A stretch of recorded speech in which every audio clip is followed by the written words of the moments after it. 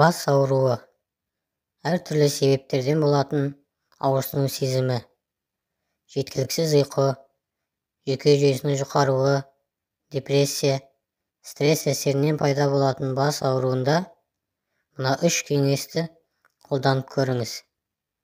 Бірінші кеңес: бас ауруынан арылу үшін жаңадан ашылған лимон қабығын самай тұсына басамыз.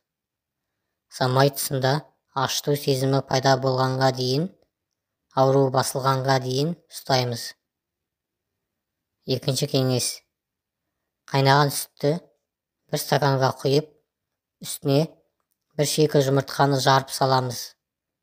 Араластырып, ысылай ішеміз. Тым ыссы болмауы керек, ауыз күймейтіндей болуы керек. 5-6 күндей ішуге болады. Үшінші кеңес: алма сірке суының бір ас қасығын бір стакан суға салып, араластырып, темір ыдысқа құйып қайнатамыз. Шамалы суытып, буына 10-15 минут демаламыз. Бұл кеңестерді күнделікті өмірде стресс әсерінен, ұйқысыздық әсерінен, ашуланғанда, тағы басқа жағдайларда болған бас ауруында қолдану керек.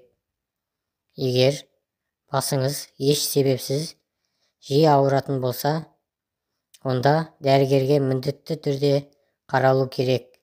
Себебін білу керек. Назарларыңызға рахмет.